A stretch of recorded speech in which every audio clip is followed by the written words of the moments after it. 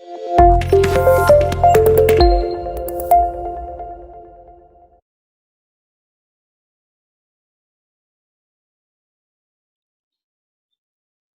Adjustment number 3 क्या है? Numbering से कोई फर्क नहीं पड़ता, वो बस कि नोट्स प्रॉपर हो तो उसके लिए नंबरिंग कर रहा हूँ, वरना ऐसा कुछ ये नहीं कि 50 एडजस्टमेंट है या 100 है और किस सीक्वेंस में, कोई सीक्वेंस नहीं है।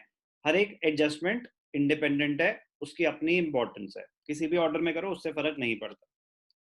नेक्स्ट एडजस्टमेंट जो हम सीख रहे हैं वो क्या है?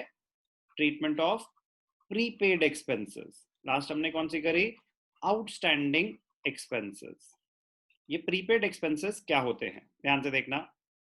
प्रीपेड एक्सपेंसेस का मतलब expenses paid in advance. Expenses paid in advance, आपने आने वाले टाइम के लिए, फ्यूचर पीरियड के लिए अभी से ही पेमेंट कर दी है। अगर आपने फ्यूचर की पेमेंट अभी कर दी है तो अक्रूवल बेसिस ऑफ अकाउंटिंग के हिसाब से वो करेंट पीरियड का एक्सपेंस नहीं माना जाना चाहिए, क्योंकि वो एक्सपेंस तो अभी इनकर हुआ ही नहीं, आपने तो एडवांस में पेमेंट करी है। अभी अक्टूबर चल रहा है, अक्टूबर में अगर मैंने नवंबर का रेंट पे कर दिया तो वो प्रीपेड रेंट है, अभी मैंने सर्विस अवेल थोड़ी ना करी है, तो एक्सपेंस नहीं माना जा सकता। कह रहे लेकिन पेमेंट तो हो गई है, तो मेरा एसेट माना जाएगा। तो इस एडजस्टमेंट में हम क्या सीखेंगे कि हमने कुछ पेमेंट्स कर रखी हैं जो हमने ट्रायल बैलेंस में दिख रहा है कि हमने गलती से उसको एक्सपेंस में दिखा दिया है। कह रहे नहीं, उसकी एडजस्टमेंट करो कि जितना भी एक्सपेंस है उसमें से कुछ पोर्शन नेक्स्ट पीरियड से रिलेट करता है। एक्सपेंस की जब हमने डेफिनेशन पढ़ी थी तो क्या सीखा था? Expense represents the expired portion. Expired portion मतलब जिसका बेनिफिट आप अवेल कर चुके हो, जिसका बेनिफिट आपने अवेल ही नहीं करा, वो करेंट पीरियड का एक्सपेंस नहीं माना जा सकता। तो उसकी एडजस्टमेंट कैसे होगी, ध्यान से देखना। एडजस्टमेंट एंट्री है prepaid expenses, prepaid expenses account debited to expense account. Prepaid expense account debited to expense account. Prepaid expenses debit क्यों हो रहा है? आपके एसेट्स क्रिएट हो रहे हैं, एसेट्स बढ़ रहे हैं, तो ये हो गया डेबिट एस्पेक्ट। एक्सपेंस क्रेडिट क्यों हो रहा है? आपके एक्सपेंसेस कम हो रहे हैं उस पीरियड के, आपके उस पीरियड के एक्सपेंसेस कम हो रहे हैं। क्यों? पेमेंट हो चुकी थी, आपने गलती से एक्सपेंस में दिखा दिया था, वो कह रहे हैं कि ये करंट पीरियड का एक्सपेंस नहीं है, ये करंट पीरियड का एक्सपेंस नहीं है, तो नहीं है तो एक्सपेंस में से माइनस कर दो। अब इस एक्सपेंस को ट्रेडिंग अकाउंट, जो प्रीपेड एक्सपेंस है वो तो बैलेंस शीट में एसेट साइड पे चला जाएगा, जो ये एक्सपेंस क्रेडिट हो रहा है ये कहाँ पे होगा? सेम आउटस्टैंडिंग एक्सपेंसेस वाला लॉजिक, कि अगर डायरेक्ट एक्सपेंस है तो ट्रेडिंग अकाउंट के थ्रू, इनडायरेक्ट एक्सपेंस है तो प्रॉफिट एंड लॉस अकाउंट के थ्रू। ध्यान से देखना कि इसकी एडजस्टमेंट एंट्री कैसे दिखाएंगे, ध्यान से देखना।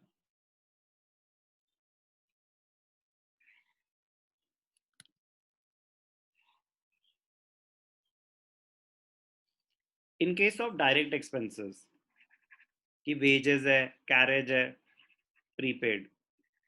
In case of direct expenses,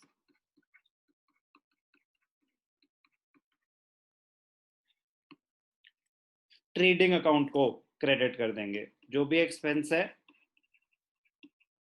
expenses account debited to trading account.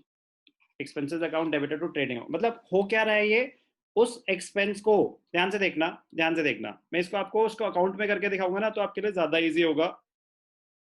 Concept क्या है? एक्सपेंस रिवर्स करना है, एक्सपेंस रिवर्स करना है, तो एक्सपेंस बढ़ेगा या कम होगा?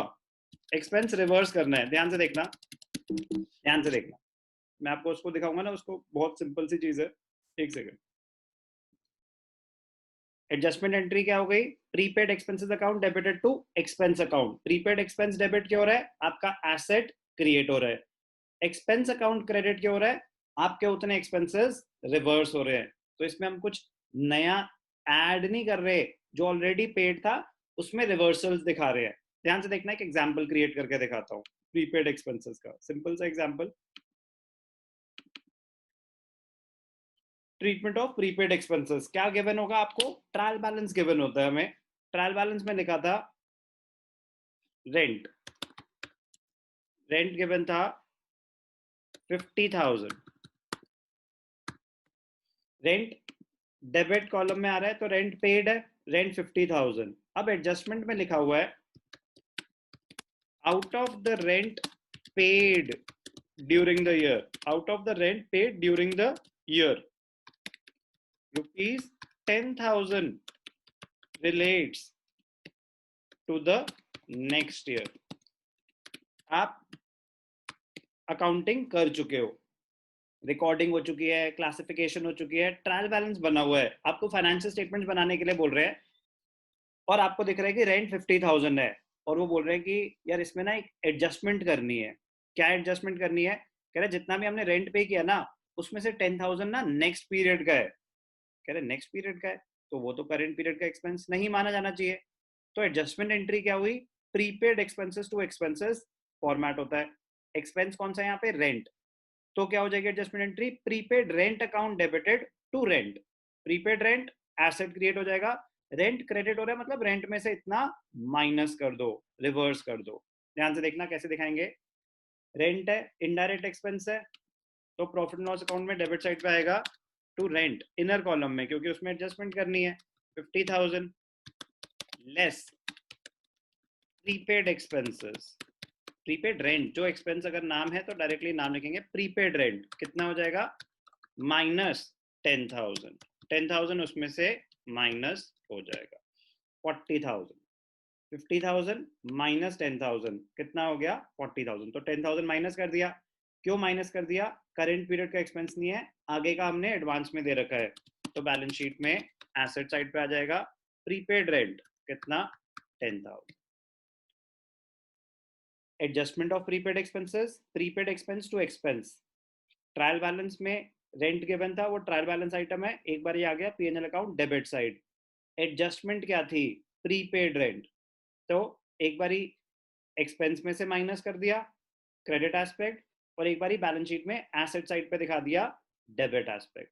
ट्रीटमेंट ऑफ प्रीपेड एक्सपेंसेस का एग्जाम्पल 1। पहले आप इतना रीड करेंगे, फिर मैं आपको एक और एग्जाम्पल क्रिएट करके दिखाऊंगा। ध्यान से देख, एक और एग्जाम्पल क्रिएट करते हैं प्रीपेड एक्सपेंसेस पे, इंटरेस्टिंग है। क्या गिवन है? सैलरीज गिवन है। कितनी लो सैलरीज?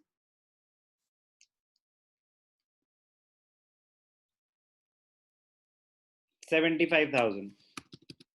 सैलरीज गिवन है 75,000 और एडजस्टमेंट में लिखा हुआ है salaries have been paid for 15 months। Salaries have been paid for 15 months। एक साल के अकाउंट्स बनते हैं, फाइनेंशियल स्टेटमेंट्स हमेशा एक साल की बनती हैं सोल प्रोप्राइटरशिप में, तो एक साल में तो 12 महीने होते हैं। 12 महीने का एक्सपेंस दिखाना चाहिए हमें, जो दिखा रहे हैं ये तो 15 मंथ्स का है।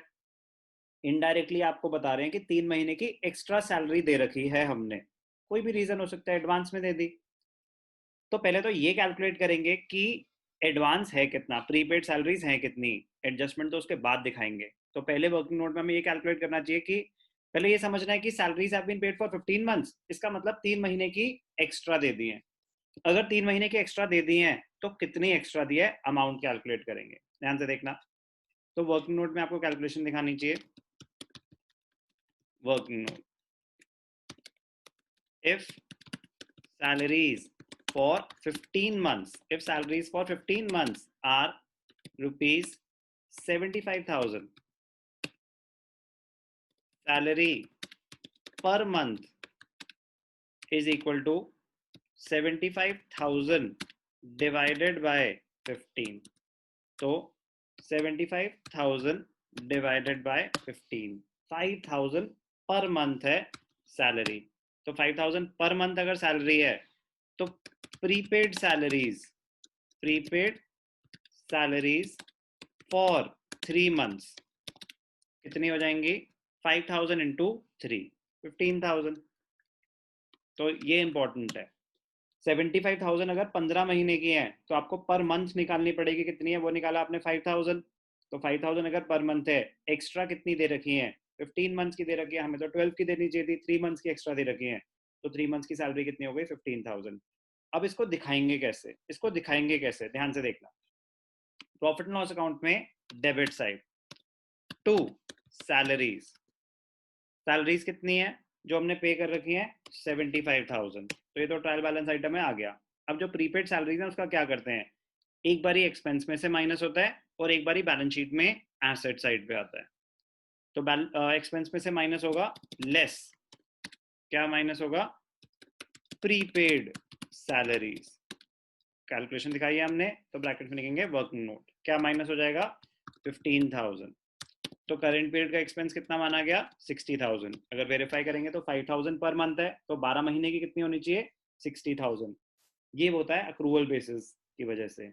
अब क्योंकि एसेट है तो बैलेंस शीट में एसेट साइड पे आ जाएगा प्रीपेड सैलरीज। कितना है प्रीपेड सैलरीज, 5,000।